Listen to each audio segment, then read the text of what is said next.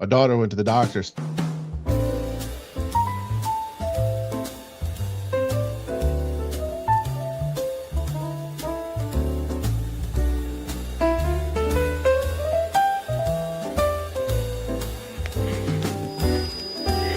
Folks, we have a very special guest for you tonight.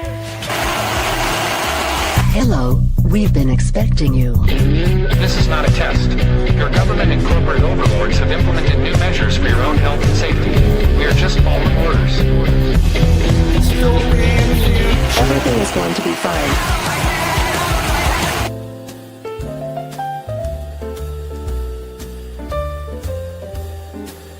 I'd like to introduce... Ta-da! They worked. Hey, welcome to If by Whiskey. Mark is with us in spirit tonight. He's traveling, so he's not here.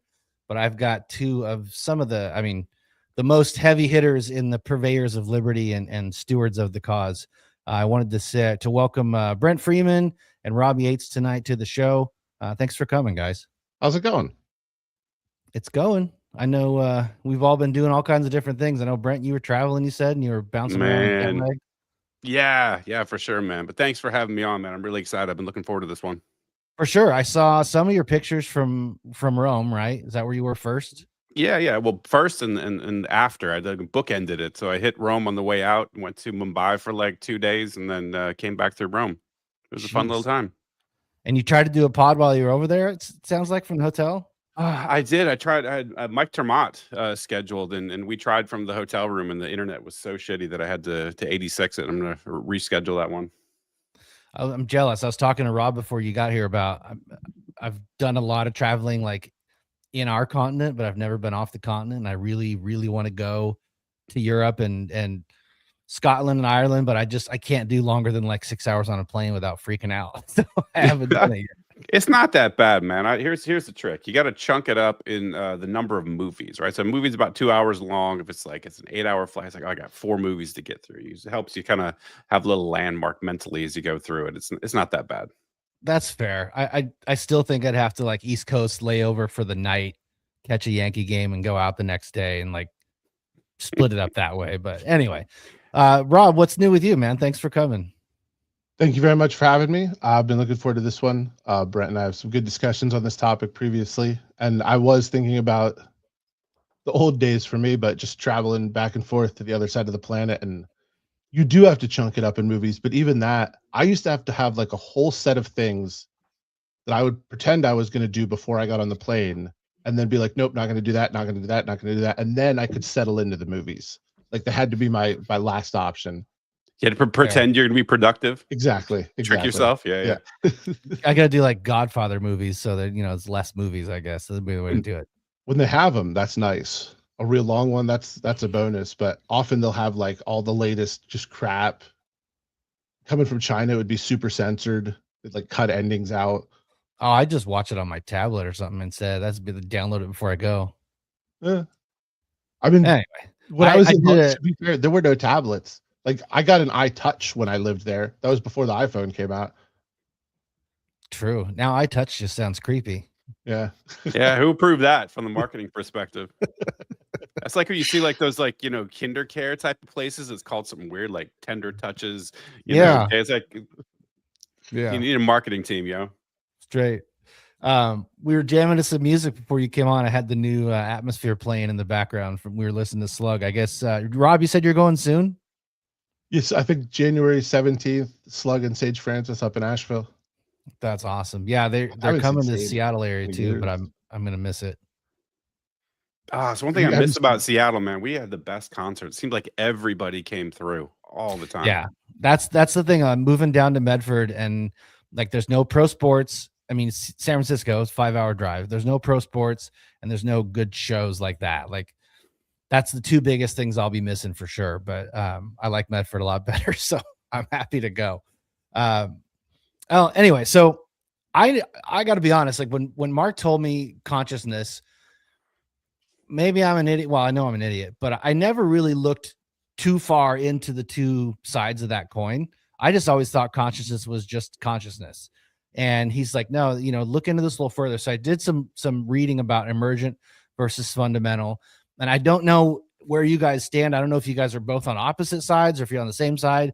I kind of know how I feel about it after reading some of the descriptions, but I'm really curious to see where this goes and to see kind of where you guys fall with this. So I guess, Rob, you want to start and tell me what you think first, and we'll just go. So Brent and I watched one of his podcasts. So he has a lot of science people on, and some famous ones. Like, I was impressed. And so we started talking about some of these ideas, and we got into consciousness, and we were going back and forth. And I mean, there are areas where we disagree, but I think we both ultimately acknowledge, like, we're not sure about anything. Like, we're still very much trying to figure it out, but we have some ideas and some reasons for those ideas. And so we were having the discussion, and he shared some of the stuff from Stuart Sims.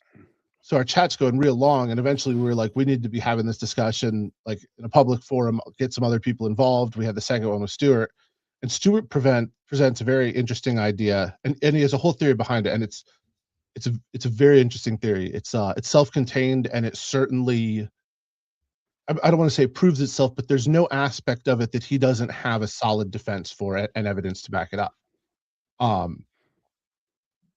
The part that got to me is his theory is self-contained, but it's self-contained strictly within planet Earth.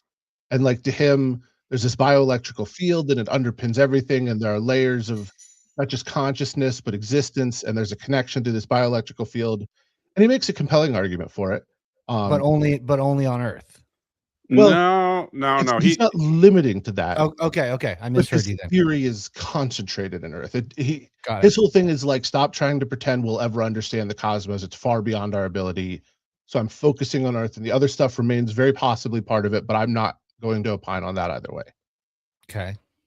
Yeah, Stuart is about scale, right? It's not necessarily 100%, just 100%. about Earth, right? So he talks about local ontology, and so he's like, hey, keep things local, keep things, at the Earth scale, and then there's everything else he calls scale invariant. There's a lot of things that are scale invariant, so they replicate at different scales, from the super micro, the nanoscale, all the way up to the cosmic scale. And there's just things that break our brains when you get too small or too large.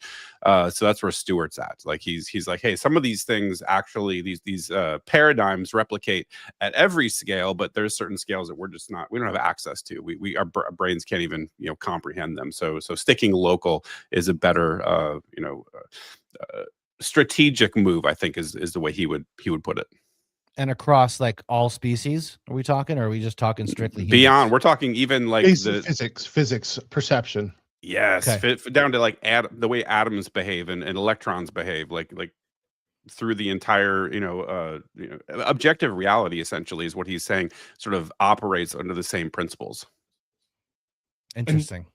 So I've been thinking about the discussion since, and for me, if something is true on Earth in a scientific sense, physics, chemistry, biology, then you can extrapolate that and apply it anywhere. Like, I don't think physics is different at the center of a black hole or at the farthest reaches of the universe. Like, it may look different because the laws act on each other in a different way, but physics is invariable. So It looked like it looked different in Interstellar. I love that movie, for the record. I know some people hate on that movie. I love that. I love that. People hate on the ending, but I love that movie. I watched it again just the other day. Sorry, go ahead. No, when he met his daughter again, man, I was definitely in tears the first time. But so to me, if consciousness, so one other important part is Stuart broke consciousness down into two different types. There's a hedonic consciousness, and it is a form of consciousness, but really not what we would be discussing here. And so that is sort of based on entirely on feeling, very much instinct, reactive. And you can see that from a protozoa to a plant, to a fungus, to an animal, and to some extent to a human. But then humans have this additional thing that he considers linguistic consciousness. And that's what separates us from all the others. And I think there's a lot of political and moral and philosophical, if you will, philosophy that goes along with this. Like, the thing that separates us from everyone else, natural rights, that sort of thing, that stems from sort of human consciousness. And that's like the consciousness, with, like you said, linguistic consciousness, so like the ability to think or comprehend with language. 100%. Okay, because And one of the things I was reading about fundamental consciousness versus the emergent was like the third person part of it. So, and Brent, you're and gonna say something. we got into that part a little bit. I actually, and so up to this point, I have no disagreement with Stuart. I do think that separates us. I actually think it's like it's proof that we do have at some level free will, because you can actually consciously make a decision linguistically, if you will, like it is a process to act against what would seem to be your best interest at the time or against external pressures. Whereas like a dog can never act outside of its behavior parameters. Yeah. So like the linguistic would actually maybe sometimes contradict the hedonic, though, right? I mean, because you would kind of overrule one with the other, or vice versa. I think Stuart would probably argue that the hedonic informs the linguistic, but we don't really have a hedonic consciousness. We have hedonic elements of being human, but then we have a linguistic consciousness Okay. necessarily. it's like an overlayment, because the prefrontal cortex is the most recent part of the brain that's developed, and so we've started with that base level hedonic valence thing that we do, which is has to deal from an affective neuroscience perspective with attractor states, right? Like I want to move towards things that feel good. I want to move away from things that feels bad. That's how things evolve to stay alive. But as you know, everything that feels good is not necessarily good for you, right? And so that's, I think, where the extra prefrontal cortex and the ability to not only have language and concept formation and also time projection, right? So to project yourself into the future, and like Jordan Peterson says, like you can run through these scenarios, so so that the idea in your head of yourself, the avatar that you run through the simulation, dies and you don't die, right? Like that's like a very very important feature that human beings have bolted on, that none of the animals that we're aware of seem to sort of have that ability to do that projection in the future. But it's also made us very vulnerable. I don't know if you've seen Stefan Molyneux's very famous video, The Story of Your Enslavement. He talks about this, where it's like human beings are alone in the animal world, where we are sort of have the ability to be controlled because we fear future pain and loss, right? You recently posted that, didn't you? Yeah, I love that video. That's one of the best libertarian videos I've ever seen in my life. It is an absolute banger. I'd never heard of that video, or wasn't aware of it. As soon as you posted, I was like, all right, I trust Brent's judgment. If he says it's good, I went and watched it, and I was like, jaw on the floor. Like, this is like 100% exactly like dead on. So I completely agreed with it. I missed that. That's somebody typing. I was making a note to myself to go check it out on your page after this. So. You're gonna love it, Rob. I believe you. No doubt. So good. So did you say Stuart was on your show, Brent, on Aiming Up? Like 4 times now. Yeah. Okay. I gotta catch up. I apologize. Shout out to the Aiming Up podcast. And also, yeah, it's great. Your guests are amazing. Anarcho Thank you. Appreciate it. Clothing. I've been rocking that shit like crazy, man. Shout out. I told you I was on my motorcycle recently, and I'm sitting at a stoplight, and someone rolls down the window like, "Hey, where'd you get that hoodie?" And it was the Mod collab hoodie with the Black Guns Matter. And I was like, I gotta tell Brent, he's gonna like this. Yeah, I love that, dude, because there's not a lot of people. I mean, there's in the beginning, a bunch of people put some orders, and it's kind of leveled off a little bit. I've actually talked to Maj, and I send him a bunch of shit, and he's gonna do some personal promotion on his side. So I'm really happy about that. Shout out Maj. Well, I'll go back and do some homework on Stuart's appearances then on your show, because I like catching up on that kind of stuff. But I think Stuart's my homie, man. I love that dude. Super smart. Yeah, sounds like it. And thinks about stuff too. Like he's not just smart. He's not just educated. Like he has clearly pondered this stuff at a deep level. And I think one of the things he said, where Brett and I would, in a lot of ways, completely agree, is that when we as humans right now, at least, are trying to understand the really extreme things in physics, the really big, the really small, the really dense, like what's the singularity in a black hole? What is space-time? How big is the universe? What exists at a Planck length? How do certain force-carrying particles create forces that turn energy into mass? We can do math that exemplifies what's going on very well, but we have no idea what it means. Like we don't understand it beyond the equations working. And that's where Stewart gets his whole scale thing. It's like we don't exist in like a span of planes, I guess you could get away with saying, where we will ever understand that plane, because we'll never be there. Like the furthest we can go is here to here. Okay. And that informs his way of thinking a lot. I think I look at it a little differently. To me, there's sort of the essence of everything, whatever it is.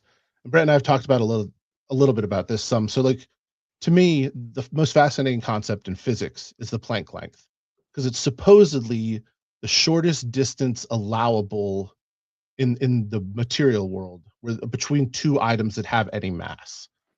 And I'm like, sure, in 3 dimensions, but when you add other dimensions, things that we really can't comprehend, all of a sudden you could have an entire universe inside that space. And that's a little hyperbolic, but like I'm just trying to convey, like, we really have no idea what that means, what the smallest distance between something is, because couldn't you then again cut that in half? And like there's mathematical reasons for it, but it we just really don't get it. So to me, whatever underlies that, that's sort of the essence of everything. That creates physics. Particles that are physics interact, that creates chemistry. And then because there's what I believe is sort of a conscious underlying of everything, the universe seeks to expand, to reproduce, to grow, to learn, to understand itself. And I think that's what actually drives chemistry to create biology. I think you see it like again, something Brent and I were talking about. So at some point, whether it was on Earth or happened on Mars or somewhere else and it came from an asteroid, organic matter started to interact with other organic matter in a way that sought to grow and spread itself. And all of a sudden you had something that went from like amino acids and eventually became the first single-celled organisms. We picked up mitochondria along the way. These cells start working together. They turn into multi-celled organisms. So I actually think consciousness is a fundamental part of the universe, and biology is the way the universe expresses itself through that. But then as you have beings that develop these brains that are this incredibly intricate organelle, really organ, I guess not organelle, but that can interact with the universe in a way where it can express itself, where it can act on things. That's where you get this linguistic consciousness. But I actually see like the human part of being human as limiting in that way. Like I think we are separated from kind of the essence of what we are. And that's not necessarily a bad thing. Like there are people that can escape consciousness in many ways. There are psychedelic experiences that can take you away from it. I don't think anyone would want to be in that their entire life. Like that'd be terrifying and discombobulating and not, we evolved for good reasons to experience things the way we do. But I think it behooves us to be aware, at least, of that limitation. But then that gets into the whole, is consciousness emergent or fundamental?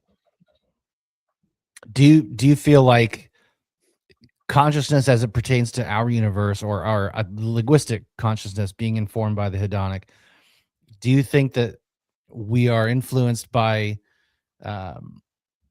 other dimension or other, maybe not within our what we can see and feel? Like, is there another force that is weighing on us that informs or even kind of affects that consciousness, that is something that maybe we can't tap into, with physics?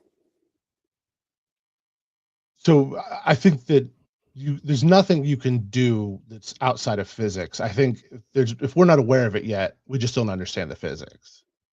Fair. Like I don't believe in supernatural. Anything No. that someone would say supernatural that's natural, we just don't get it.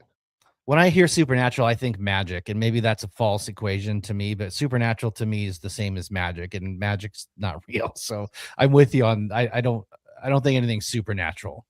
And it's, what's the saying? Like, if we understood physics completely, it would be indistinguishable from magic or something like that. Yeah, I think it's like sufficiently advanced technology is yeah. indistinguishable from magic. And I think it's the same thing with science, right? Like we just don't understand. We're dumb apes. And there's so much that is to be known that people just plug in the gaps with things that, that they call supernatural, but it's just a placeholder or a shorthand for saying, I don't know what the fuck's going on.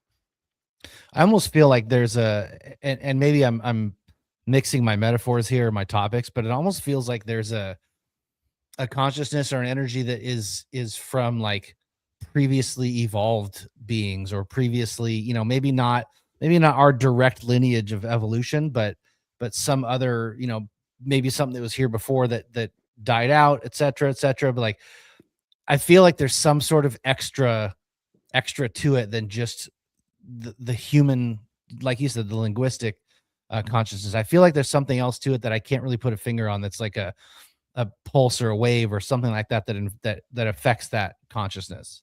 Here meaning where? Sorry, Rob. What do you say here? What if something was here? Like, what do you mean? Like, okay, so I don't want to get into alien stuff, but like some of those types of theories of beings that maybe have been here from somewhere else, that aren't necessarily in the human lineage, I guess is what I'm getting at. Like, I wonder if there's a consciousness that, like we talked before, Brent, on another episode, like that antenna thing, where your antenna that you possess between your ears is picking up a frequency that you can't really tune into. It's kind of half static, half there.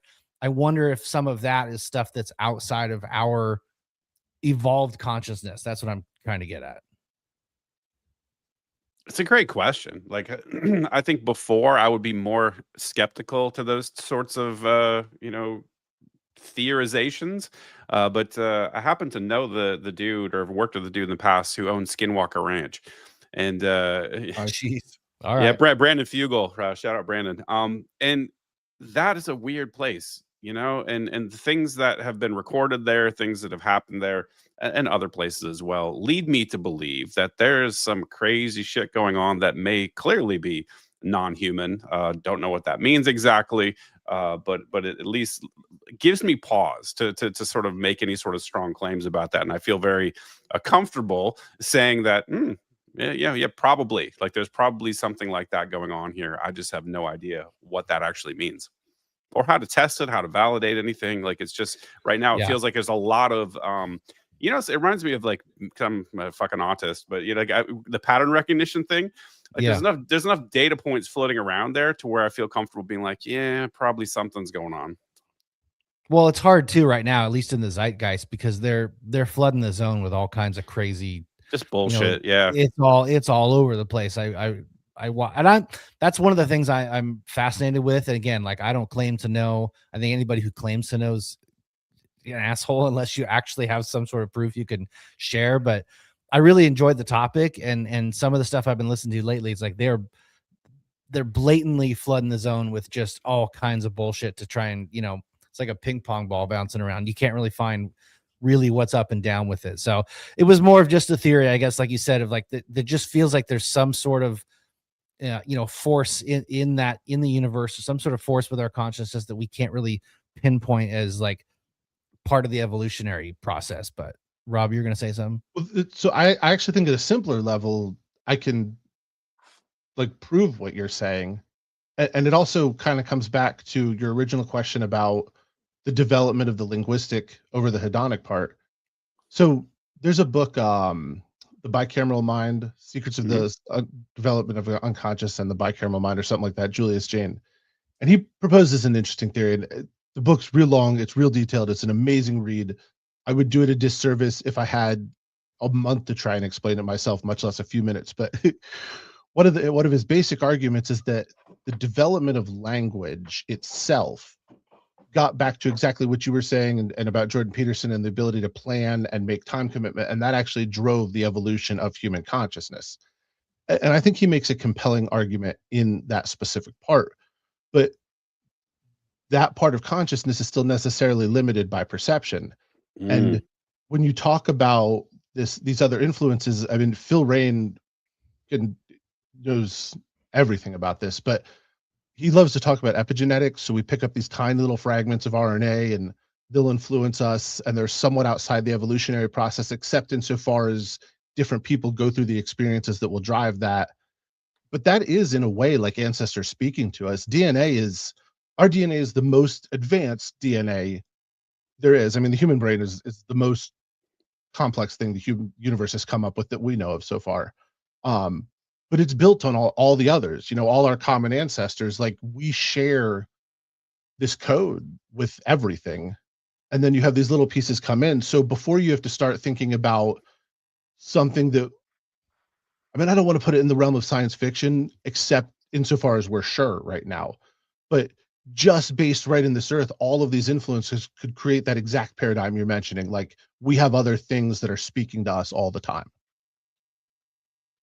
No, I agree. It's hard to explain it. You know, it's very much a feeling, but I think you did a better job than me. Yeah, epigenetics is wild, and just to double click on that, the process is wild because I think people don't understand epigenetics very well. Is everybody thinks that the genome is just the genome and it's a static thing, and really what epigenetics is a bunch of switches. And the process of methylation will turn these switches on and off based on your environment. One of the most famous ones, or one that makes it in my mind crystal clear how it impacts behavior, is sexual selection. People don't realize that human beings have got, and most other mammals as well, have got sexual selection baked in there. And humans have both. And there's one's called R, one's called K. I think of R like rabbits, right? Because it's the spray and pray strategy. It is basically shit out as many kids as you possibly can as quickly as you can, and then hope some of them survive with zero parental investment. Just like, hey, go out there, Junior, and hope you don't get eaten by a hawk. The other one is the K, which is like wolves. We have very, very low number of offspring, very, very high parental investment. And this is most evident for people if you look at like the stripper trope, right? Like somebody's got like daddy issues or something. They got really screwed up childhood. Oftentimes that turns on that K, or sorry, the R epigenetic switch, which tells them to just be sexually promiscuous, just sleep with as many people as you can, get 9 baby daddies, and hope some of them survive. And then other people that have got a stable home life and loving parents with, giving them a bunch of investment, they sort of have that other switch turned on, and you can just see it. Like if you look in real time, you can just be like, oh, I can tell exactly which epigenetic switch you had turned on, and it drives your behavior. Yet we walk around like we got free will, like we're driving this meat machine, and we're the ones that I'm the decider, I'm the one who's choosing. It's like, no, you're not. You're not. You have some degree of free will. There's maybe free won't is maybe a better way to put it.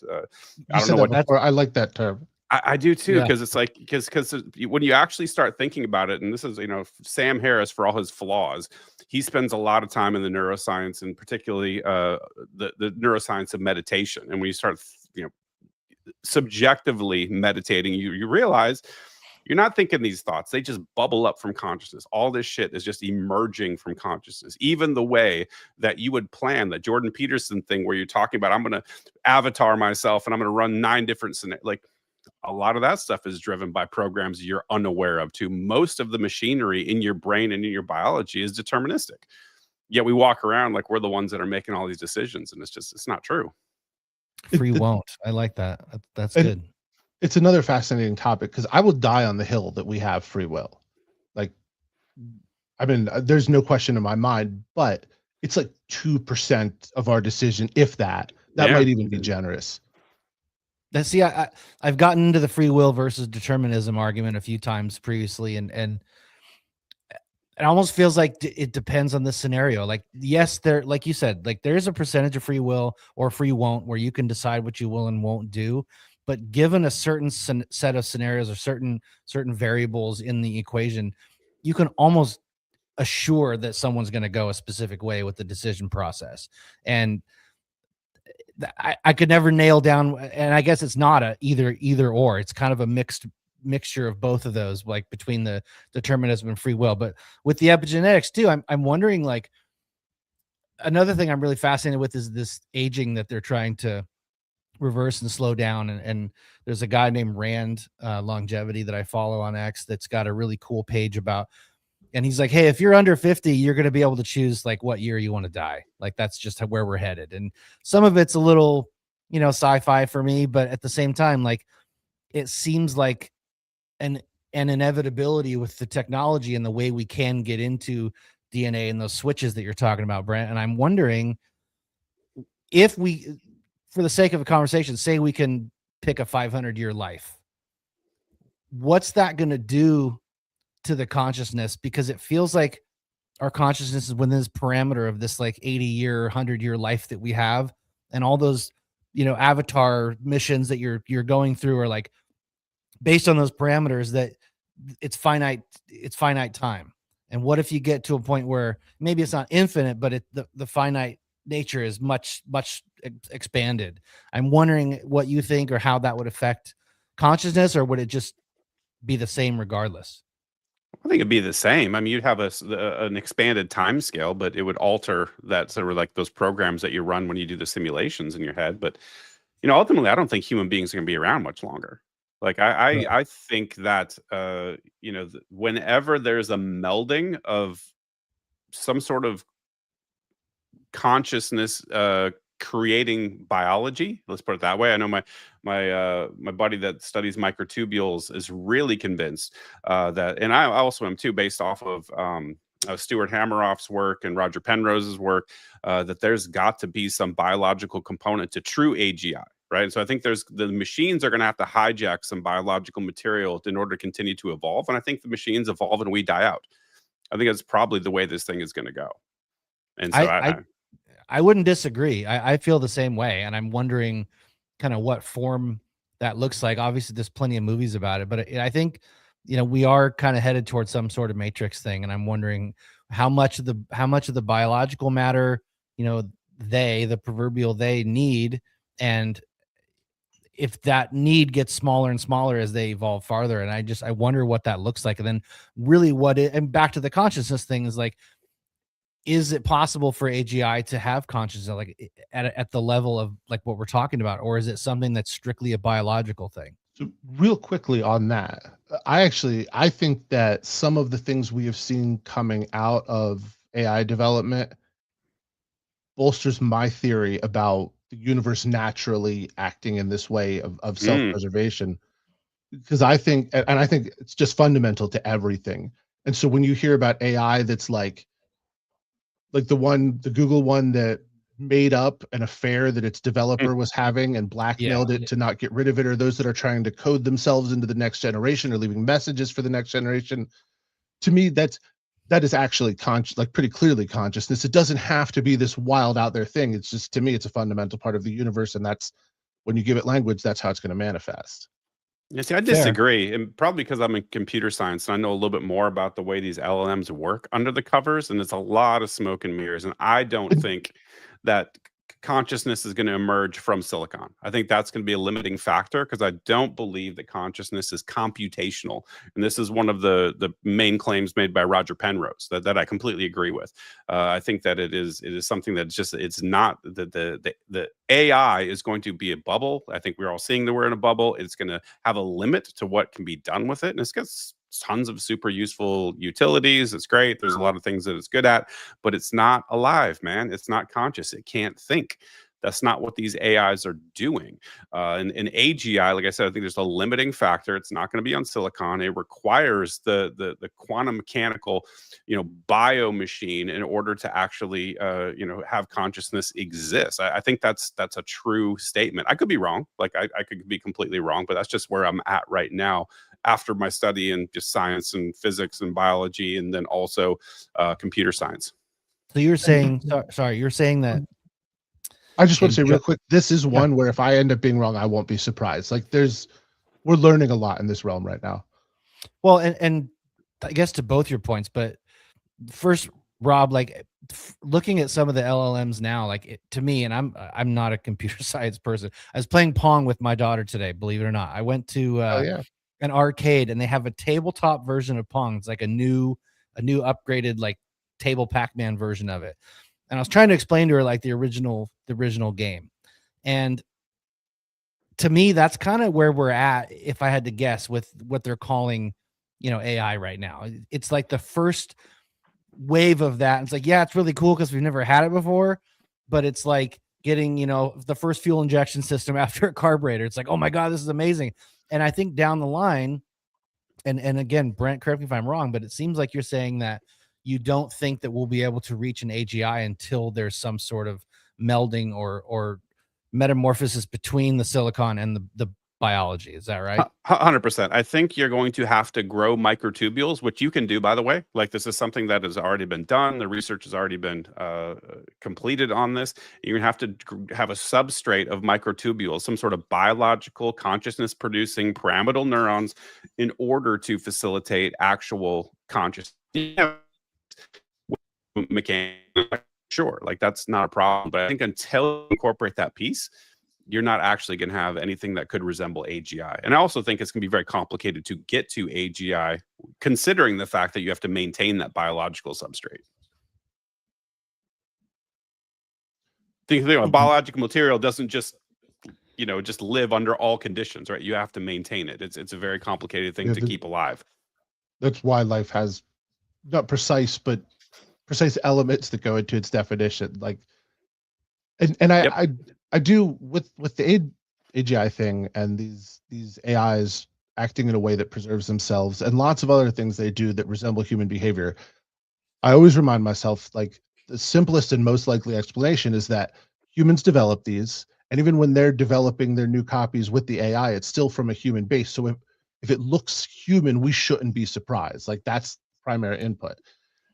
All of the training data, all of the training data necessarily was created by a human. So yes, of course. The self-preservation element that you see emerging is, and again, I'm not sure, but I think it is potentially evidence, at least, of something simpler, like a very basic protozoa moving towards light and away from a chemical that it doesn't like. I just see that as a fundamental element of the universe. Like, I was discussing with someone the other day, God, I forget who, because it was a cool discussion, but the act of creation is also necessarily an act of destruction. And so when you think you can't create something without destroying something else, it's not possible. You're always taking from something else. And I think that goes for the act of creation on a personal level. You're destroying some boundary as a part of you is able to create, all the way to the creation of the universe, the formation of a star. There's always an element of destruction left behind. Yeah, you're getting into an area of philosophy called mereology. Have you heard of that before? I have not, but I'm intrigued already. Yeah. So mereology is a study of what constitutes wholes and parts. And it's interesting, very difficult. There's something called mereological essentialism, and there's mereological nihilism. There's like different forms of it, and I lean more towards mereological nihilism, meaning that there is, you can, a human brain can categorize something as a whole, but essentially we have like the observable universe that we're all just a part of, and there's no discontinuity between me and Jake and Rob and this microphone. Like, it is all continuous, right? And it's just a matter of our brains finding it useful to categorize differences. Yeah, but ultimately, when you're thinking about things as a whole, the universe just is what it is, right? It's all part of the same thing. And if you roll the clock back far enough, you go back to the singularity. Everything. We're all from the same stuff. We're all connected. And that's something that's been driven home to me in my psychedelic trips as well, is like, I'm not actually me. I'm part of this broader thing, and we're all interconnected. It sounds hippy dippy and kind of bullshitty, but it's I think scientifically it's true, and philosophically I lean towards that mereological nihilism. Like, I don't really believe that there are things such as wholes and parts. It's just all one thing. Back to the Matrix again. You just see all the green and everything's just a different depth of that. And I think to your point of what you're saying is, like, because so much of what we use to categorize is our eyes, like, and our eyes are so limited as far as, what they've evolved to do, that, yeah, between you, me, the microphone and things, that looks like differences. But if you're looking at it on an atomic scale or nanoparticle scale or whatever you want to call it, like, it's all one thing. It's all just one sheet that everything's a part of. And that part's fascinating to me. I wonder with the AGI, if there is microtubules and they find there is a way to combine them and have a true AGI. I really wonder what that does to religion. And because I feel like we get to a point where that would be indiscernible from what all major religions call God. And I think when you get to that point, I'm bouncing around, but maybe it's part of, maybe there was a civilization here previously that got to that level or got some sort of level like that. And that's what's being passed down in the form of religion. And maybe we're just repeating this cycle, because I know there's philosophy on the cycle of everything too. And everything's, not having an ending or beginning, just continually cycling through. And I don't know. I wonder if that's kind of that to me in my brain. I'm not quite the autist, but I don't have the leaps of faith, I guess. Pardon the analogy. Like I need to see concrete evidence of stuff. I can't. Nothing is like we're talking before. Nothing's magic. Nothing. It's got to be 1 + 1 and 2, and I need to see it that way. And that to me, it makes so much more sense with religion and AGI than what you find in Genesis to Revelation. So to me, that actually it is God, and like I don't like using that term in a discussion outside of religion because you immediately bring this religious aspect into it. But again, when we say supernatural and spiritual, they're almost interchangeable. And to me, there's no difference between that and physics when it's actually true. no, I think it's just the type of disbelief you're suspending, and if you categorize that as faith or not, that's the only difference. Faith is it's a strange thing, isn't it? When you talk about consciousness and free will and faith, because the idea of faith is where the concept of the importance of free will comes from. How so? I mean, that's philosophically, it's religion, like the free will and pursuing heaven. It's sort of the moral basis or the moral underpinning, at least, for how the world operates with each other today. Fair. If you can't choose to be good or bad, then you can't be blamed for doing bad things to other people. What's that have to do with faith, though? I guess that's where because I always, and maybe this is my hang up, is I look at that word, and every time I kind of bristle at it. Like for me, faith literally is like it's like I'm believing some bullshit for not any good reason. And I know people don't use it that way, but that's just the way I think about it. It comes back to that concept of like, well, we don't understand it, so we'll call it supernatural, or I'm gonna believe, even though, because everyone always tells you gotta have faith, bro. Like there's no way to prove it. You gotta, yeah, I've got no evidence, but you gotta believe it anyway. Like for me, that feels icky to me. It feels like, ooh, someone's trying to pull something over on me. Somebody's going to be a shyster and try to, then I think a televangelist, give me your money, and like all the way people get manipulated by faith. Like that's so it's always, for me, it makes me a little itchy. I don't like that term. To me, I could not agree with you more. And to take it a step farther, to me, it's like faith is kind of another way of confirmation bias. Like when you're trying to get to a certain result and you can't get there with the mathematics or with the evidence, you fill in the gap with faith. And it's no disrespect to people that are religious. I have a lot of friends that are. I don't mean it that way, but my personal experience and the reason that I'm not religious anymore, can't really subscribe to any of those ideologies is because of that. Like when you don't have an answer, faith is the answer. And that's kind of how it's always been. And to me, it's kind of a cop out. And it's no disrespect, but it's a bit of like a flex seal on the leak. Like I don't have a fix here, so I'm just going to put this over it, and it's called faith. Yeah, it reminds me of like parents, where oftentimes parents would be like, kid ask you why, because I said so, that's why. It's like, yeah, that's not a good answer. Never once said that to my children. No, but a lot of parents do. It's you've heard of that trope, being deployed, and I feel it's the same way with religion too. And I get it. Like we can't know everything, and there are certain things that you just have to be like. But instead of saying I don't know, I think it's the problem I have with faith is it gives people surety.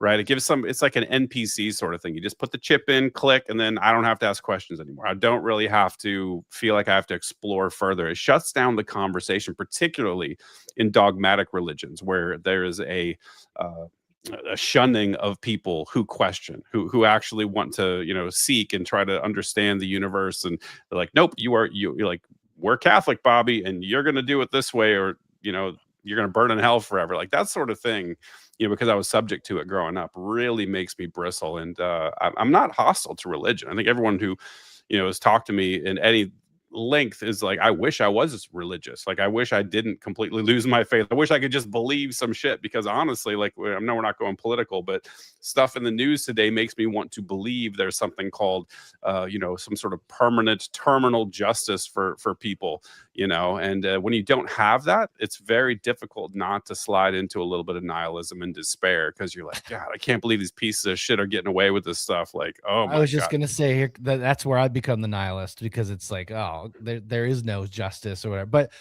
like you said, Rob, I've never once said to my kids, because I said so, but that was what I was told. And I think it's just the generation that we're from, but I was always, because I'm the mom, because I'm the dad, because I said so, and that always pissed me off to a level I can't explain. And so now when I had kids, it was like I promised to always tell them the truth, or to tell them to whatever level they can A understand. degree of truth that was appropriate for their age. I've got a 22-year-old, a 9-year-old, and a 10-month-old. So I've got the Congratulations. spectrum.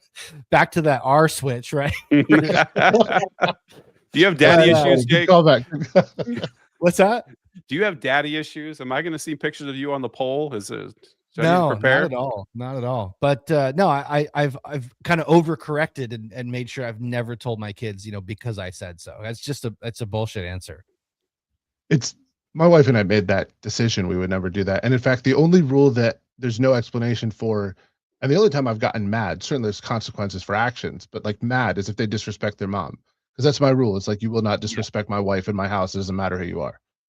And they know not to cross that line. The few times it's happened, they're like, whoa, we didn't know dad could get mad. But yeah, so back to like the idea of faith. So I made I posited on the social webs, if you will, a couple months ago, that religion is the single most beneficial and negative influence to ever come out in humanity, that has brought more good things and more bad things than anything else. And it was a fun back and forth. Whether you agree with it or not, it's very hard to argue that religion has not had a huge amount of positives and a huge amount of negatives. And that does come down to blind faith, that me enforcing my morality on this person, even if it hurts that person, is somehow better. Like that is an act of faith.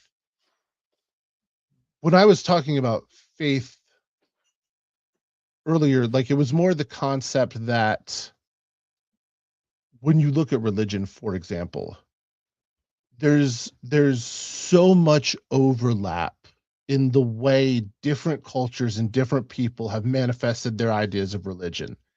And when you cut back, because there's a lot of religious people who would hate me saying this, like the dramatic overlap between Christianity, Zoroastrianism, I know I didn't say that right, Native American religions, and Islam and Judaism. And just like if you interchange a few terms, move a few outliers, you're talking about the same thing. And so that at least serves as potential evidence to me. Again, this is not a matter of faith and not something I pretend to know, but that there is some underlying, again, consciousness of the universe that's trying to communicate with us, and it comes through in these ways that we're limited, again, because I see the linguistic side as limiting in explaining. And so we create this mythology that is not necessarily untrue. It's just not an objectively accurate description of reality, but that's our way of explaining things that we are unable to put into words because we're limited. Again, back to the Matrix thing, like we're limited by our perceptions. That's why it's so hard to find other dimensions that we're pretty sure exist, because we don't even know how to look for what we're trying to look for. We have no idea what it looks like. There's no machine we can create to perceive something that we can't tell it what to look for. Yeah, 100%. To add real quick to what you said about religion being both the most positive and most negative, I'm paraphrasing, but I would take that a step farther even and just say the cult-like thinking of anything, whether it's religion or not, but a list of rules that you're supposed to follow because someone said so, that I think is the most positive and negative thing, that lack of critical thinking. And to me, maybe I'm oversimplifying, but that, going back to faith, like faith to me is the absence of critical thinking. And it's hard for me to justify not thinking critically about something and just jump in on faith. And when you really double down on that in the context of organized religion, I think that's where it proves your point, Rob, about being both the most, positive and detrimental thing that we've ever created. We do all have faith to some degree, though. I mean, everyone has a belief system. There's a core element of faith, because if there is objective reality, we don't know it.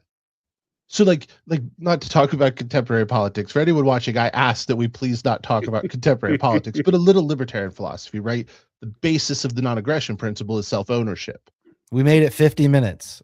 But It's a new and record. again, this is just about faith, but it's a good example. So Yeah.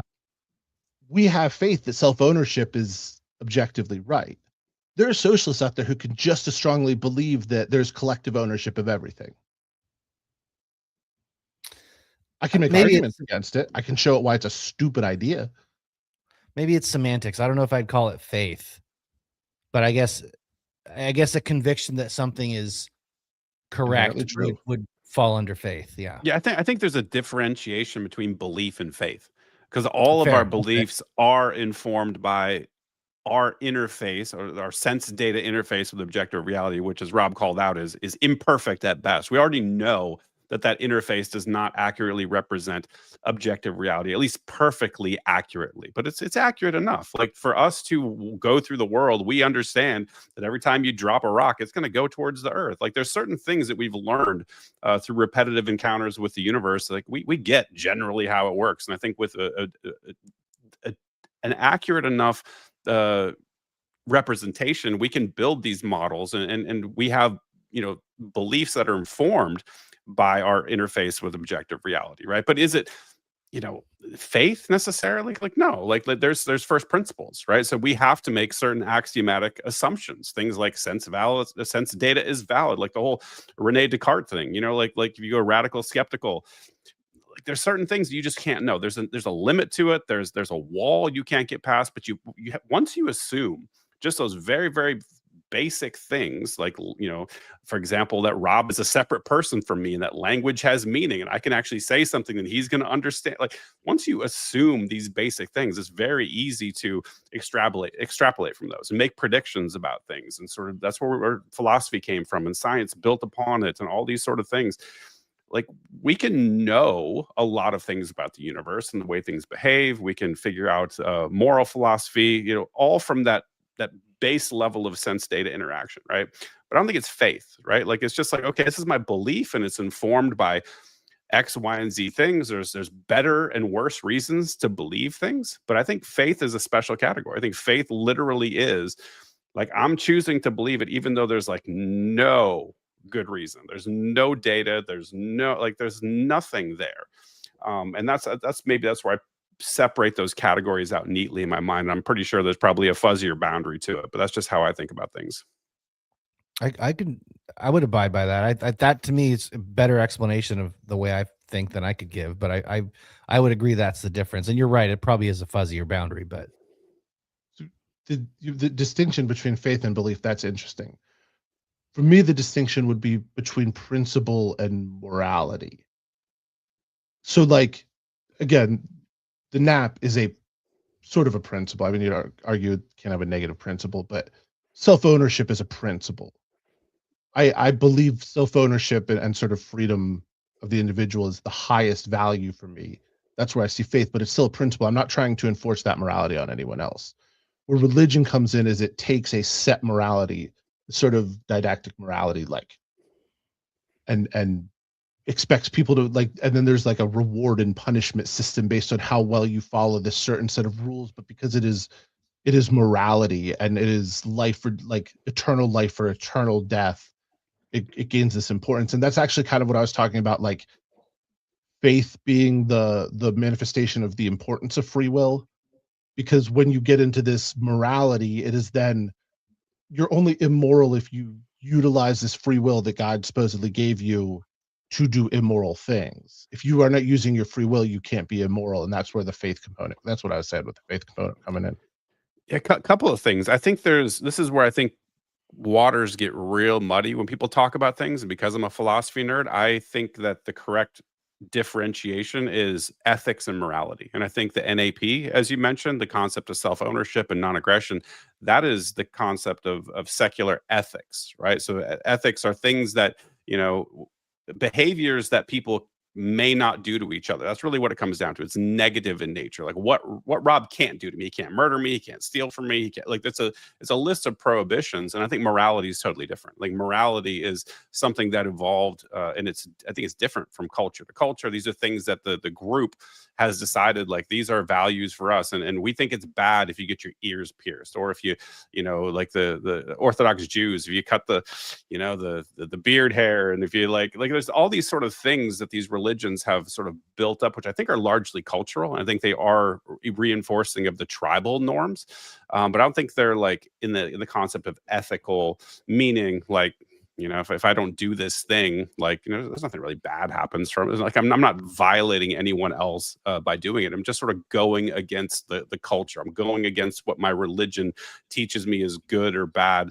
And I think that line of demarcation doesn't get properly set with most people. And then that's where things get real squishy and fuzzy, and ethics and morality become really difficult to have a conversation with somebody about. I will say too, back to the nap just for a second. When you were on Jacob Winograd's show, Brent, one of the things that and I'm going to stop. Hopefully you remember the way you described it, because I don't want to fuck this up, but you were talking about the nap as less of a set of rules and almost as more of I said diagnostic is what I said. Yeah. Yes. And it's not about a set of rules. I think it is a set of rules. I think having prohibitions against rape, that's a good thing. It's a good fucking rule to have. And murder, that's a good thing. And theft, that's a really good thing. These are ironclad prohibitions, but it's not like what I was trying to get driven home on Jacob's shows. I was so annoyed. I watched Liquid Zulu and Dave Smith go back and forth in that retarded debate. And it's where Zulu is like, literally like, I'm going to let my kid get raped and murdered over a penny. It's like, fucking no, you're not, number one. Number two, that's not what the nap is for. The non-aggression principle is meant to be an agreement between human beings about how we're going to behave, like, towards each other. And when you get in a situation where coercion is deployed, the NAP goes out the window, man. Like, when somebody brings a gun to the situation, like that goes out the window. You can strap a bomb vest to somebody and say, hey, unless you go rob that bank, I'm going to blow you up. And then okay, so the bank robber, did he commit an immoral action or unethical action? The answer is like, well, no, he was coerced. Like, he was coerced under threat of death. Like, that shit goes out the window. So they get tired, like they get sort of spiraled down these tired debates where it's like, it's like, guys, it's a diagnostic. All it does, it's a gauge. It's like, has a violation occurred? And then it says nothing about what you do about it.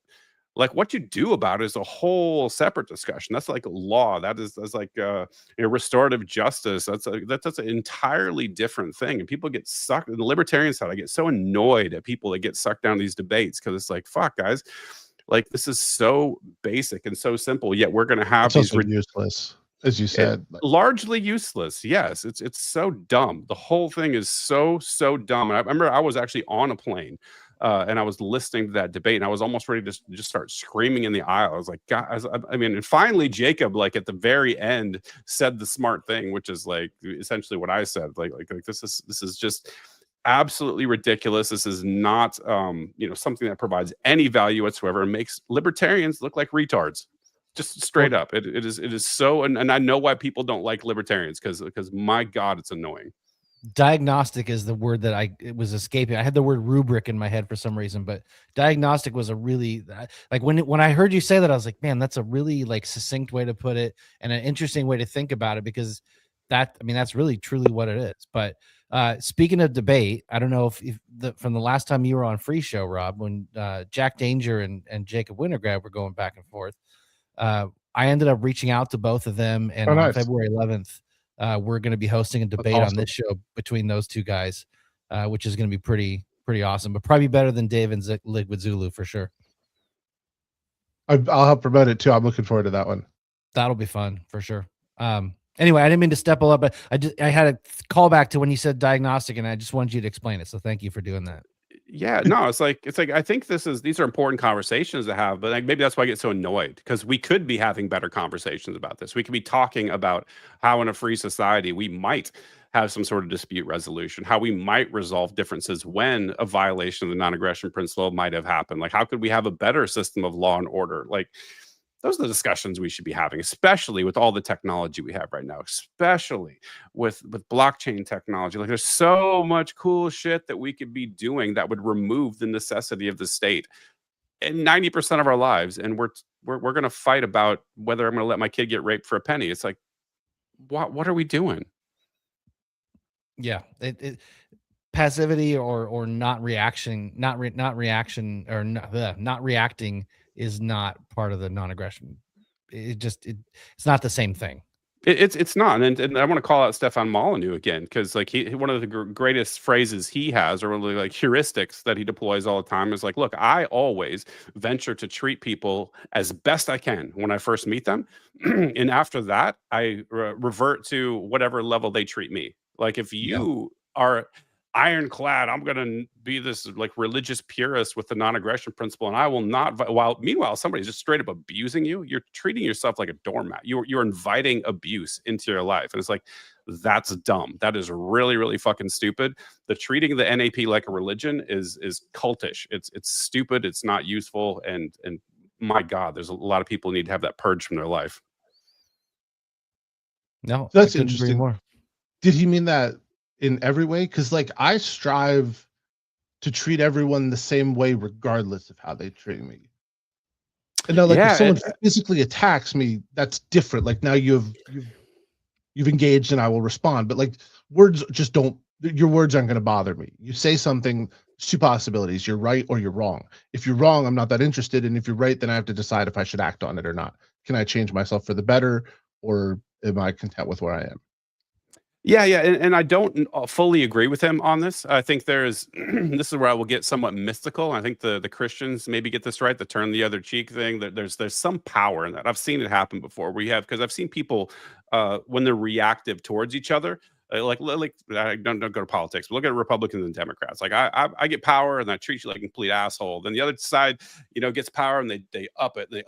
There's this sort of like escalation that humans have a tendency towards. And I think the Christians figured out this little hack that if you lower the temperature and you don't respond in kind, that the other side will take a step back down. I think that is a useful way to look at things. And so I don't necessarily agree with the Stefan Molyneux, but the point is you can't just like religiously adhere to the non-aggression principle. Meanwhile, people are just completely abusing. Getting cut and stabbed and robbed and whatever. You're stuck in this sort of like ethical dimorphism where this other group here just gets to act towards you with impunity, and you're just like, well, I'm going to hold to my principles. It's like, at some point you need to bring guns out and start shooting motherfuckers, and that's okay to say. Like there's nothing wrong with that.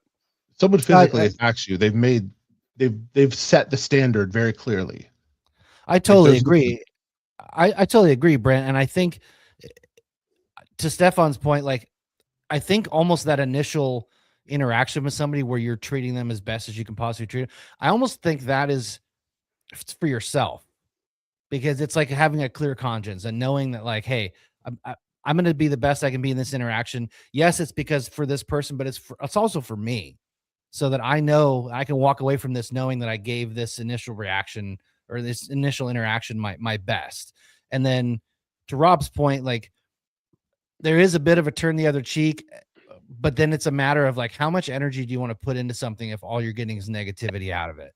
And it's one of those, like if an interaction you're getting is nothing but aggression or nothing but negativity and nothing but conflict, that's when you're like, all right, yes, I want to be nice and absorb it to a point, but at the same time, like, fuck you, I don't have the energy to give to this. And for sure, like he also, sorry Rob to interrupt, but he also was pretty nuanced about it. Like Stefan's a smart dude, right? Like he's not saying like, oh, I'm going to treat somebody as best I can, and if they do one thing to me, Rob's a dick to me one time, I just a complete dick back. Like he's big on forgiveness, right? Like if somebody messes up, because we all mess up with our relationships with people, you apologize. You ask for forgiveness. You say, what could I do in your mind to make things better? You resolve it. Like that's a normal, a functional way to behave in a relationship with people. It's pro-social. What he's saying is like this repetitive, if you just engage with somebody and they're lying to you or they want you dead. He's a big proponent of, have you guys heard the against me argument before? Just the band. Oh, God, it's so good. Stefan is like, I'm so glad he's back. He's a little bit off the rails these days. I don't think he's figured out Twitter yet. But back in the day, he put forward the against me argument, and I used a lot. It's super helpful to get people to realize the ways in which they're abusing you, right? So you talk about, like, with respect to government, if you're talking to somebody and they advocate for a position, they'll say, like, I want closed borders. I want a national border patrolled by the government. And then what you do is you put yourself in that position, right? You say, like, okay, so what if it's me? What if I, let's say I'm not a citizen of America and I want to cross this imaginary line because I want to go work for Rob. Rob is offering me a job and a place to stay, and I'm welcome at his place. And, what do you think should happen to me? And sometimes it's done in the context of drug prohibition. Like, I'm growing a plant in my backyard that the government doesn't like. What do you think they should be able to do to me? And, and these are all enforced by gun violence, essentially, if you disagree and mean it. And so you sort of highlight to the person, like, well, you actually want to murder me. Like, you're asking the state to murder not random person X, me, right? And I think that sort of highlights that relational divide between people. So anyway, I want to call it out. It's a brilliant argument. I think he's got on YouTube a bunch of places. It's a brilliant, and I think it's a good rhetorical. I forgot the word. It's like a rhetorical device to sort of highlight how the non-aggression principle is supposed to work, and to sort of bring forward something that's latent in people's minds, because people don't like to think about laws in the state with respect to actual violence, because people normally comply, right? So anyway, I don't know if this is a big long ramble, but I think that's brilliant, and I think it's something that people should do more often, or even think about more often, because a lot of people don't like to think about the boots on the ground, rubber meets road violence that happens, and that they're asking to happen in their name. You make a good point in sort of a contemporary issues, like an application perspective.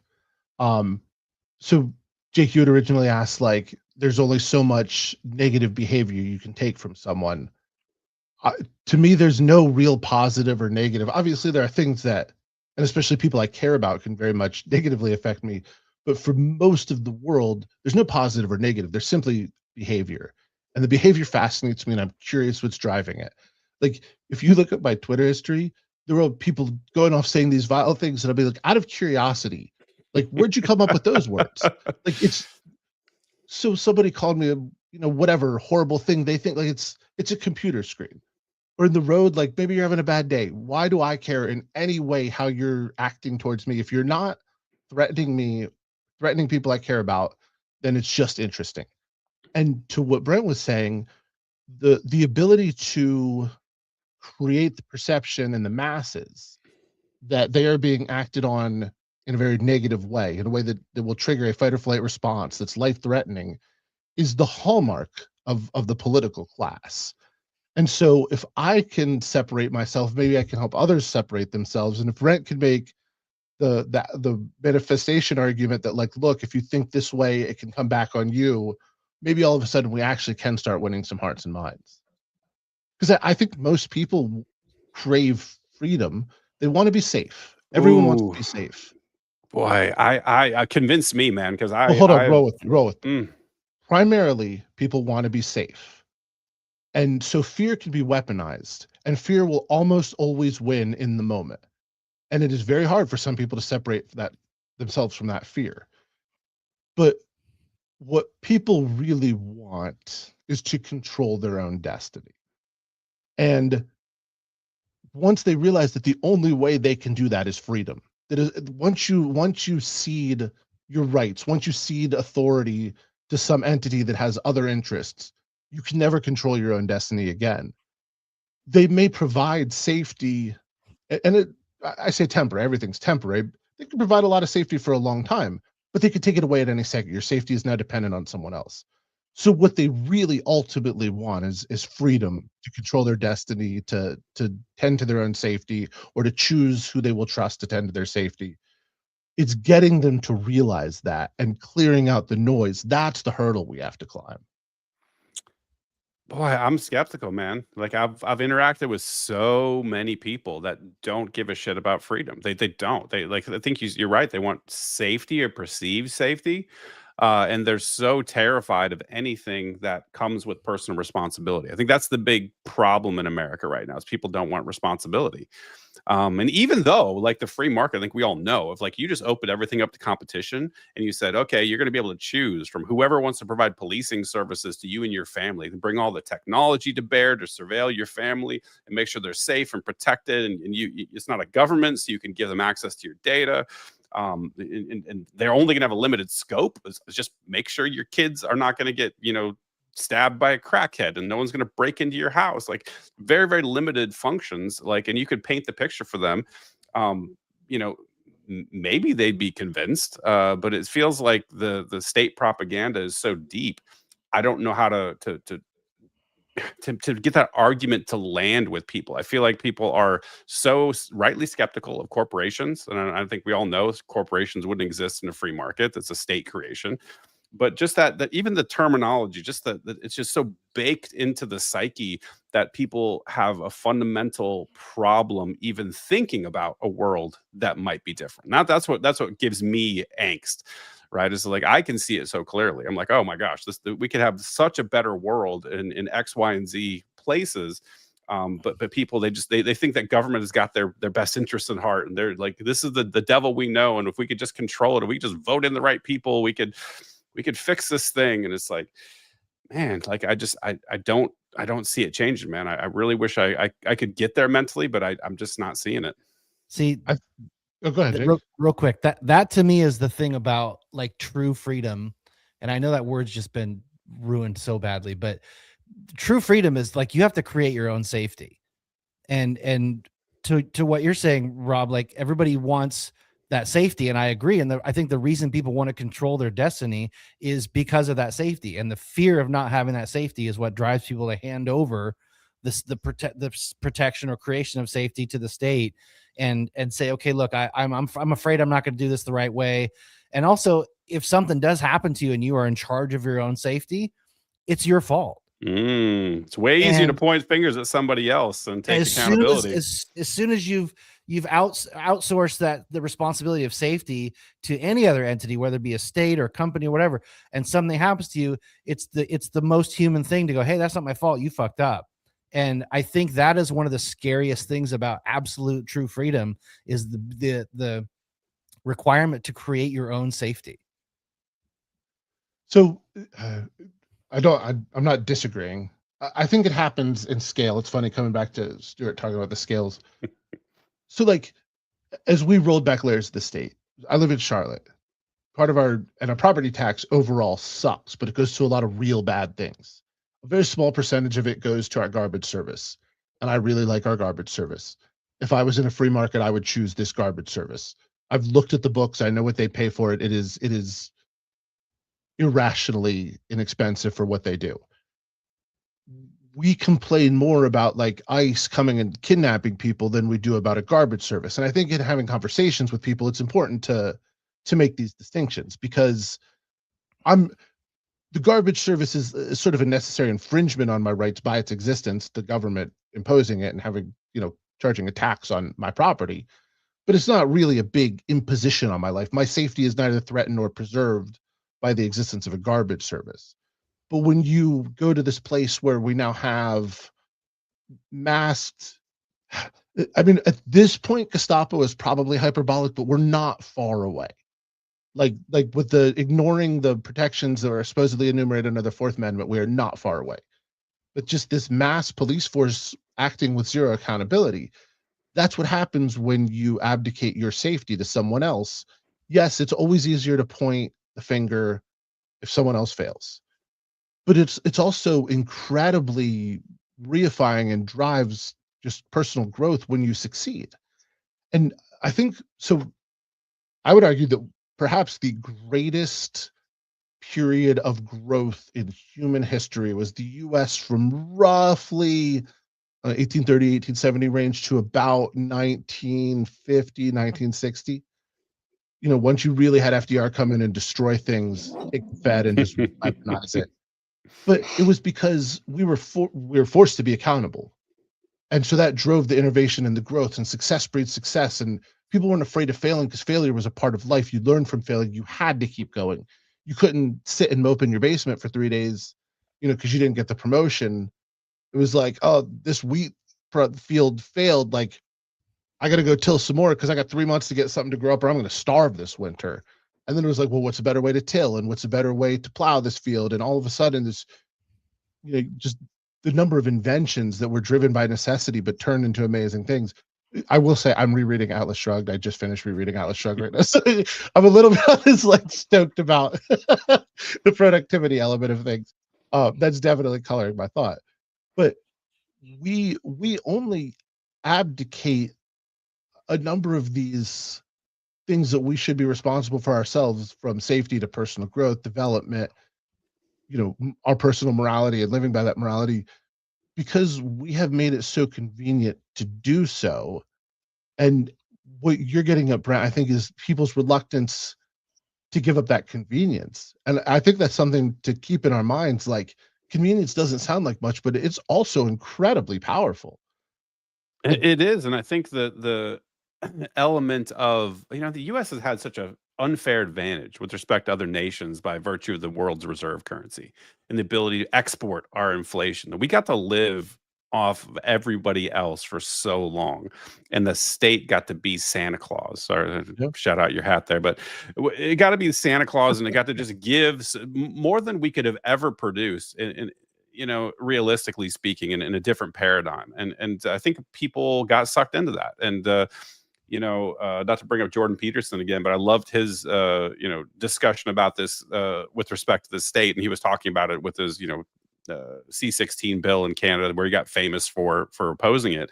But he's like, the state does this thing where they encroach until you squeal, and then they take one step back, and they wait, and they encroach more until you, and we've had this repetitive pattern to the point where we've just sort of eroded everything so far to where the perceived safety is getting towards the end of the rope, and people don't see the mousetrap about ready to snap shut on us, right? And I think that the people don't realize that they're not actually safe in the presence of the state until it's far, far too late. And then we have the wailing and the gnashing of teeth and the horrific consequences, which I think we all know are just around the corner from us. And I don't know how to sort of get around that, but we're definitely in the late stages of it, man. Like I'm shocked at where we are in the world. Like, we are literally like in what's that Mike Judge movie again? Idiocracy. Like, he's so prophetic. Like, we're literally watching this play out in real time, and I'm just like, oh my God, like this is not good, fellas. Have Way you to make it positive. Way to keep it light. Read The Behavioral Sink, the John Calhoun experiment? No. I think it was 1967 he did it for the first time, but he replicated it 30 some times. And basically he would just take a big colony of rats and give them everything they could possibly want. Oh, yes. I have seen this. Yes, okay. Yes. And so every single colony ended up dying out quickly, like a couple generations. There was no interest in reproduction. There was a lot of there were some alphas that were established, but then a lot of infighting amongst the rest. And it's almost like if it's not being forced to work for something, then the convenience of complacence leads to this self-destructive boredom. Like, evolution has decided that if you're not forced to work, then that's dangerous for future generations of survivability and adaptability. I could not agree more. And I think this is what Elon is really getting wrong. He's trying to push us to this world where everything is done by robots, and we just have all of our needs taken care of. We don't have to. It's WALL-E, right? Like, and I think that is the most destructive possible outcome for human beings. We're like sled dogs, man. We have to have some friction. We have to have something to pull against. And I think the universe demands this. This is where I'll get a little woo-woo with it, is I think the universe demands creation.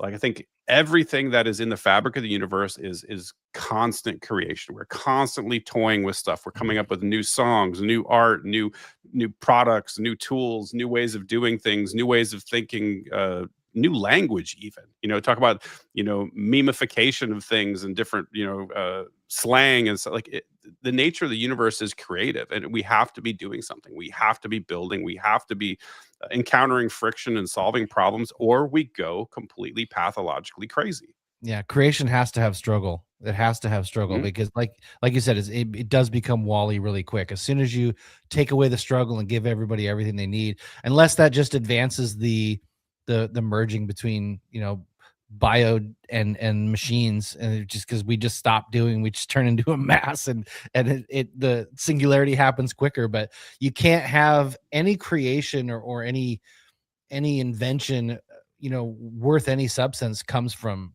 toil, and comes from struggle. And the most beautiful pieces of art, the most beautiful creations, always come from the most tormented and most, challenged people. That's what I was saying about creation is necessarily a destructive process. Yeah, Yeah, absolutely. just look at society, just real quick. Look at society right now. We have the most material abundance that we've ever had in human history. We've got everything at our fingertips, and people are the unhappiest ever. It is, people are going, they're getting mentally ill, like across the board at incredibly high rates. Everybody is just thinking everything sucks, even though objectively everything's better. You look at Steven Pinker's work, like God, like everything by every quantifiable metric has improved. So much better. Yeah, So much better. but I people's have read that. yeah, but people's perception of it is like it's completely divergent from reality. And so I think that this is a bad way to go. And I think there's going to be a movement. I really predict this. There's going to be a movement of this return to tradition, analog, off grid, go plow your own fucking fields, like live simpler, disconnect a little bit from technology. I think that's going to be a big movement coming up. I think we're going to see all the signals. It's already happening. I'm right there with you 100%. And I think too, just like you said, sorry, Rob, No, but go like ahead, you said about abdicating safety too, and I feel like we've abdicated our own responsibility for health as well. Like you get into the food supply, and you get into all the inputs that we have in our lives. Like we've outsourced all of that decision making to they, just for the sake of the argument, and we haven't taken ownership, we haven't maintained ownership of those decisions, just those daily decisions of how we want to, feed ourselves, and the inputs that we want to have. We've outsourced all of that. And I think, to your point, people are as unhappy as they've ever been while having the most they've ever had. And I think it's because of that, because there's just no substance to anything. Man, you nailed it. And this is exactly what I was talking about with us running out of rope and people not realizing how unsafe they are until it's too late. Go back to COVID, right?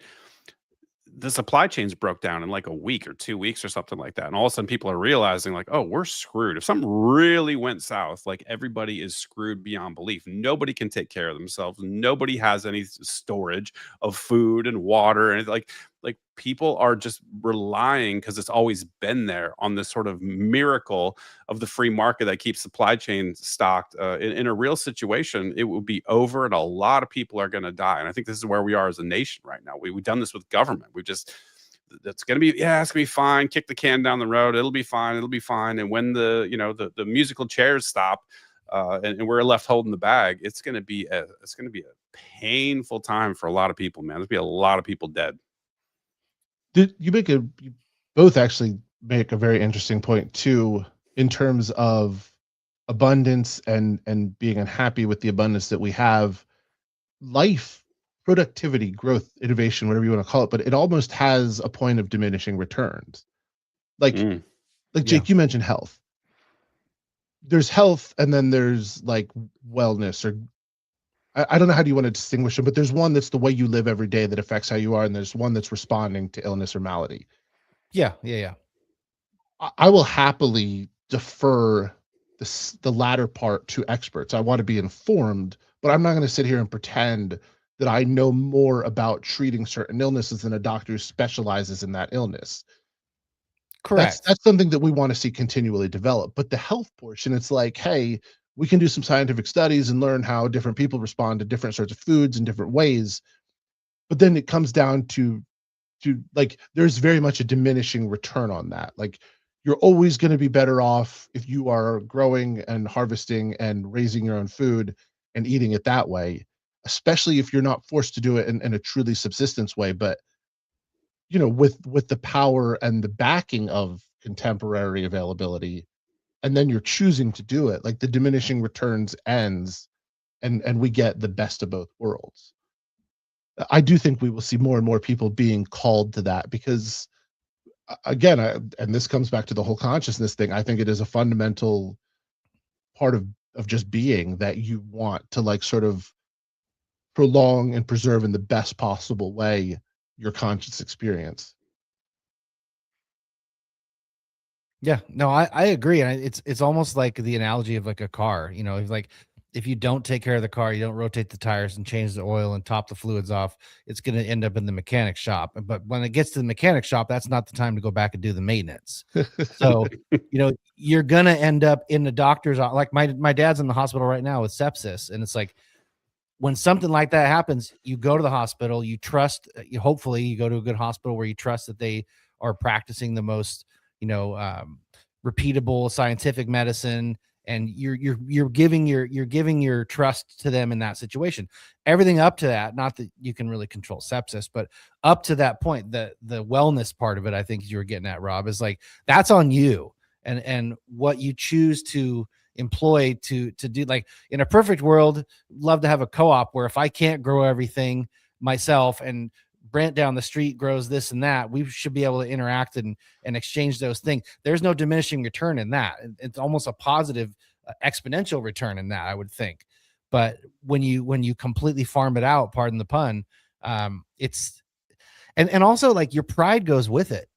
Like your pride and your character and back to that sense of accomplishment being a positive thing. Like when you throw that out and everything is just dropped on your door by Amazon, because it's almost like a milk toast type of like day to day. And that's why I think everything just kind of blends together. There's no, like, back to diminishing returns again, pardon the rant, but it's like there's not much that gets us excited anymore. And it's because of that. There's no struggle. There's no accomplishment. Look, I went out and did this thing and I have this to show for it. It's like, oh yeah, I traded some digital numbers and now I have this, this thing that I don't care about because I can just get another one. We decided as a society, collectively, not on an individual basis, and that's an important distinction, because I'm not saying that any of us did, obviously, but y'all know, but for everyone listening, collectively is being used generously here, but that we did not want to feel bad anymore. And we were going to do everything we could to not feel bad. We're going to give everyone a trophy, because you can't feel bad about losing. To me, that's one of the biggest mistakes we've made. Like, what's wrong with losing? Like, you lose better, you get better. I was a successful athlete at one point a long time ago in my life, but I got there because I hated losing, so I went and worked harder. And then I started winning some, and I liked winning, and it's like, you talk about that sense of accomplishment. If you've won or even completed, like I did it 10 years ago, I completed a triathlon, and like, I didn't do great, but I did it. And I was like, this feels awesome. Like, I just pushed my body beyond what its limits had been and like achieved this thing.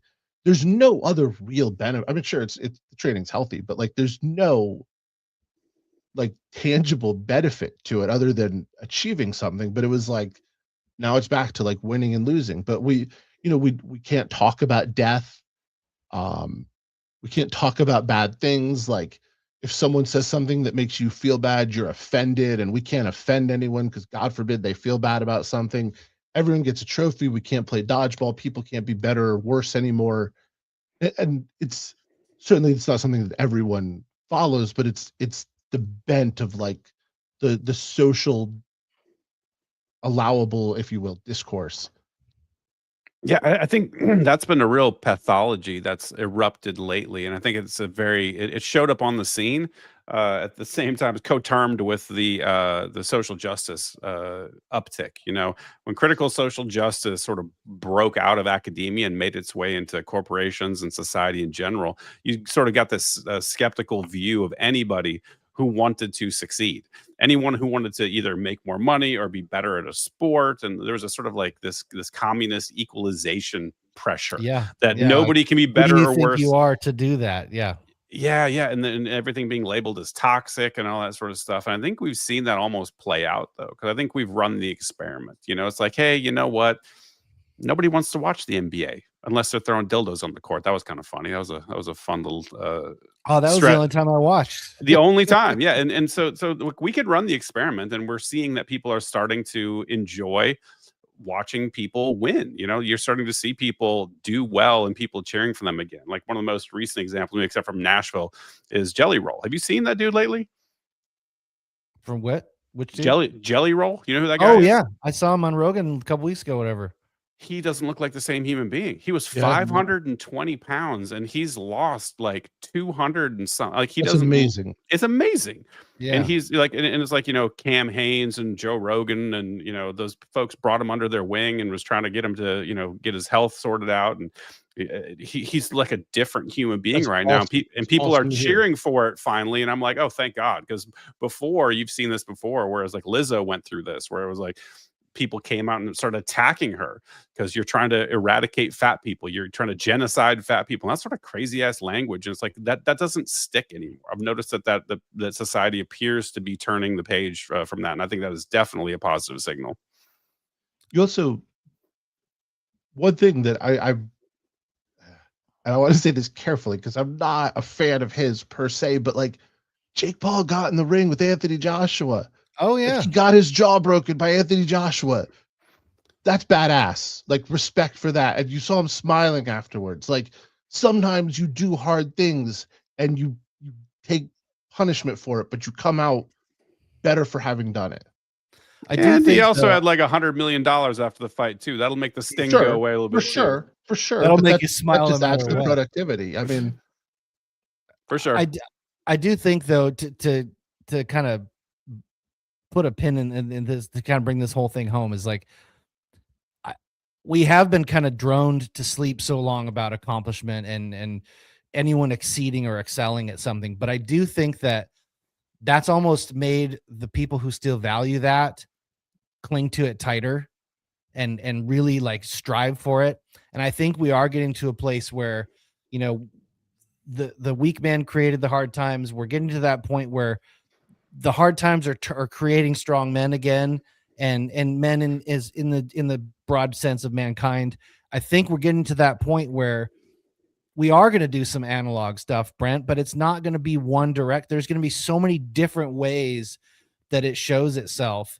And I think it's going to become, maybe it's just me being optimistic, but I feel like we're getting to a place where those people that value that are going to cling to it and accelerate that. And I think they're, to use the Wall-E analogy, the people that don't are going to be kind of left behind going, oh shit, I need to actually attach myself to this to have some sort of meaning or value or safety or freedom or whatever you want to call it.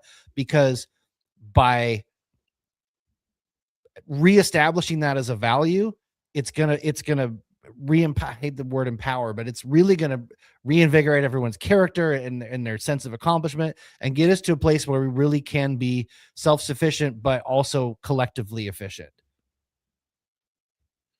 Positive gains and self-sufficiency is always going to be good for positive gains and collective. I mean, because just those benefits spread out naturally. That's why what Steven Pinker's talking about with being in the best place we've ever been in objectively.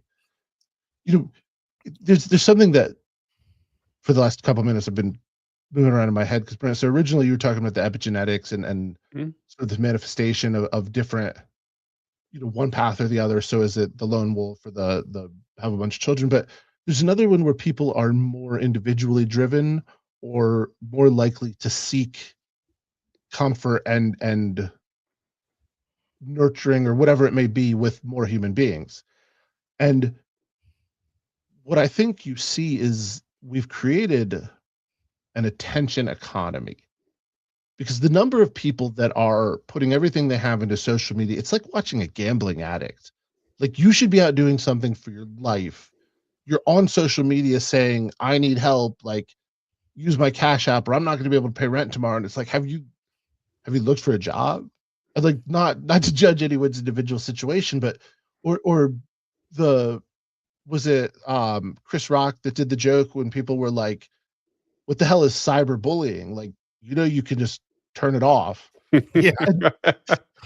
It's not that simple. Sometimes people actually are running businesses and working hard online, and there can be other elements that come into it. But broadly speaking, like, people will like a moth to a flame, like for negative attention online instead of going to do this thing that's better for them. And I wonder if there's an element of like, I'm online more than I should be, but if it went down tomorrow, if there's no social media tomorrow, I'd wake up and say, it's probably better for me, and like life would go on.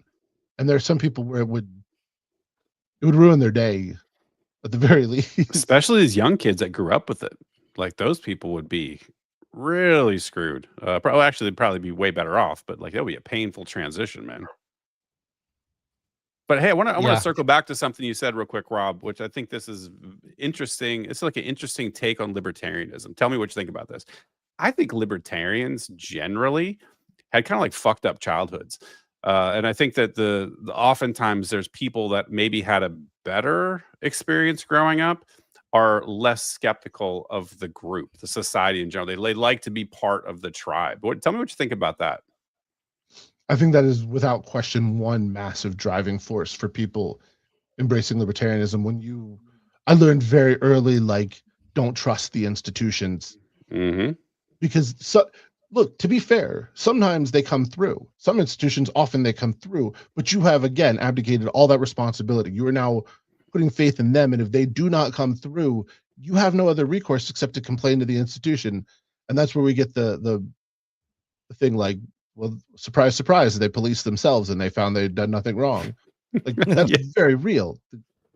Yeah. So no, I mean, like, I think the mental model of some people takes their, like, say their family, for example. Let's say they've got a fairly healthy family and they look at them like they're my tribe, they're my people, they got my back when things are, when we're up against the wall.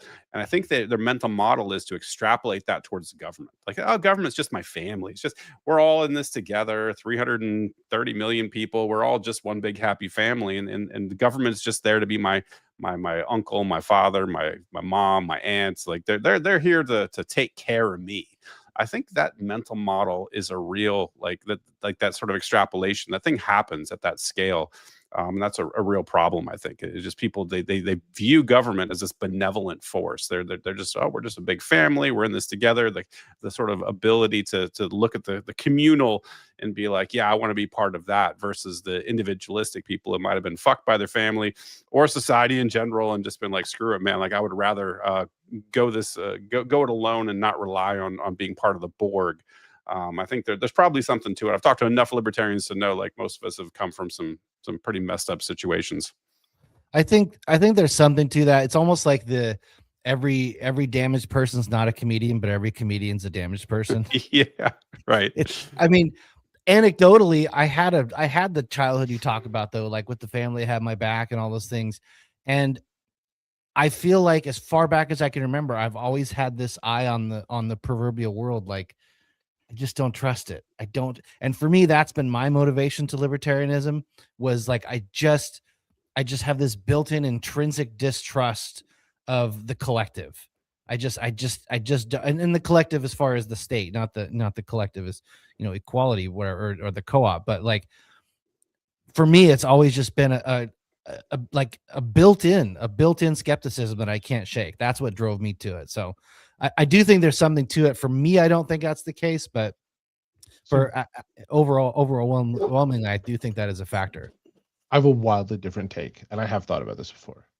I actually think libertarians are people who have a higher natural degree of faith in a collective. But the important difference is they see how much it matters that they choose the collectives where they put their faith. And so a lot of people have had some fucked up childhoods, whether it's from their family or external factors affecting them. And they learn to put their faith perhaps in their family or their group of friends or the people they choose to be around. The people that never develop faith in, and using faith, just, I shouldn't use that word. Give it our colloquially, I'll accept it. Okay, you know what I mean. But haven't developed faith in any institution of any sort. I think they tend to be antisocial. Like that creates a criminal personality, because then you can never settle on anything. You can never have a core identity. It's always you versus the world in every context. But like, I love our Liberty family. They piss me off all the time. I love my family. I love the team I coach in wrestling. Like, there are collectives where I very much put my faith and trust. If they hurt me, that's okay. It's worth it.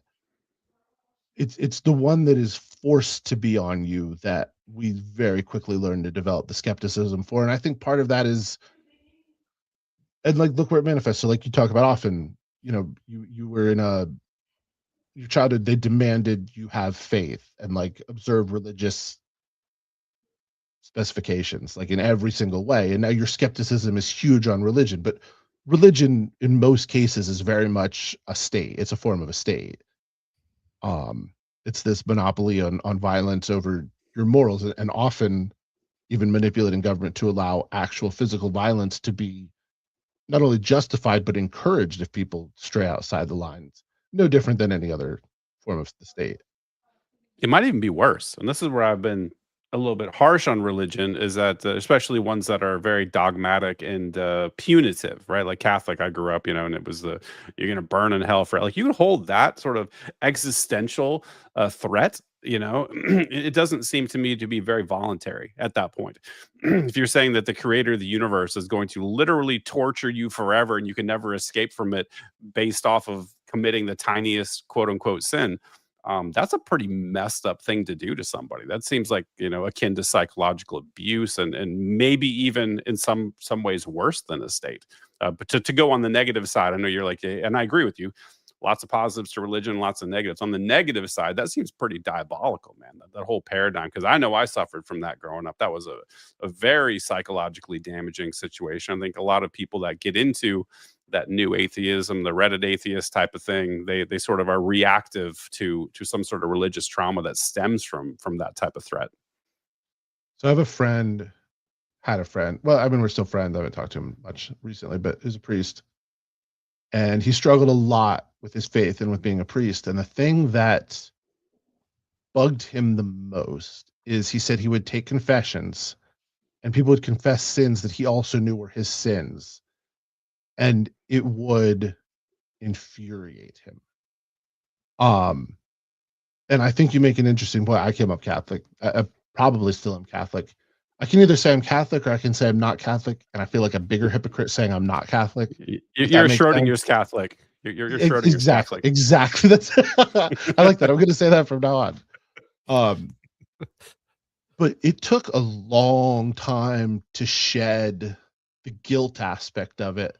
Like, I'm going to get punished for doing something wrong, and to say I'm going to do the things I think are right because I want to do the things that I think are right. Like, I'm not worried about the repercussions, but like, I want to be a decent person. I think life's more interesting if you're a decent person. I agree.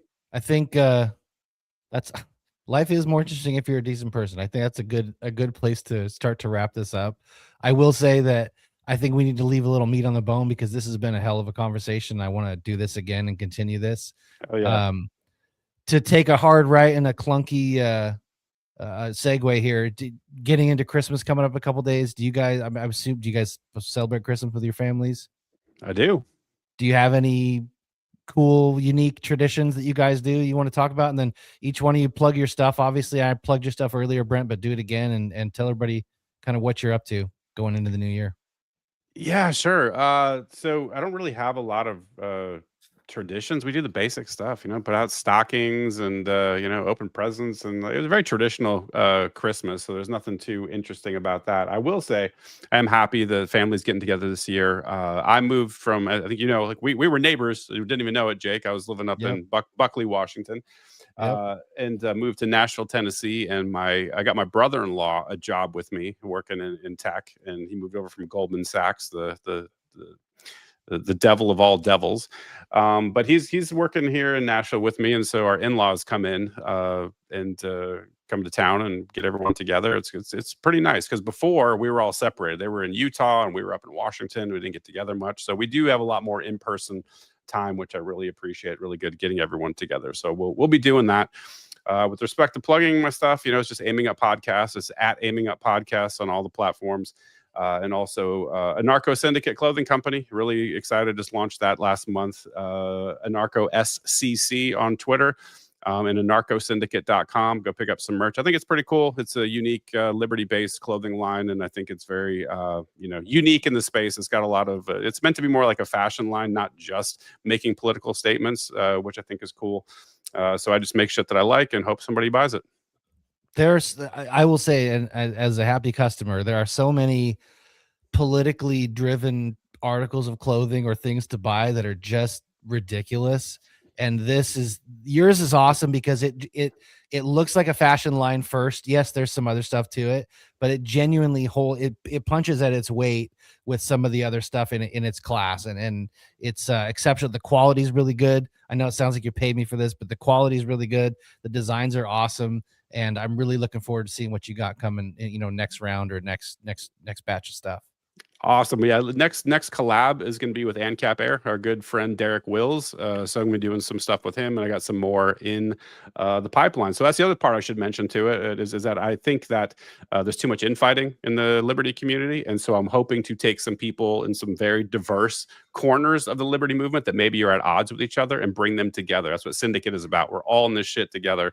If you're Liberty minded at all and you're trying to move towards that direction, I'm cool with you. You cool with me. Maybe we can do some joint financial interests together and break down some barriers and get people on the same team. That's kind of the way I'm thinking about this.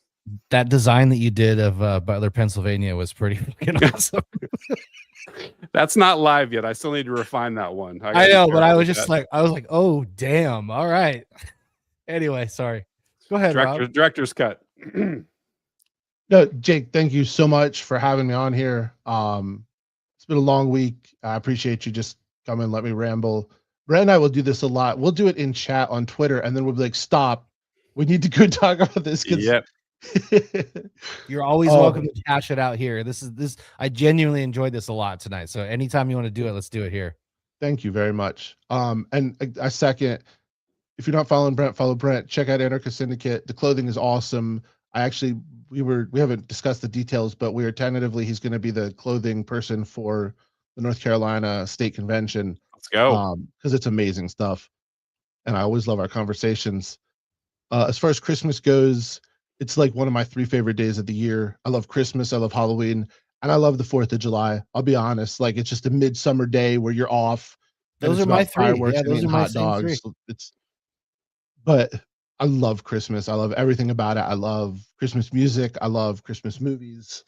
I love the idea of like giving. You know, talking about slug earlier when you came on. I love giving, but I'm bad at receiving. The truth is I prefer to be the one bleeding. I'm a paranoid that says I love everything about it. That line sticks with me, and I think about it all the time.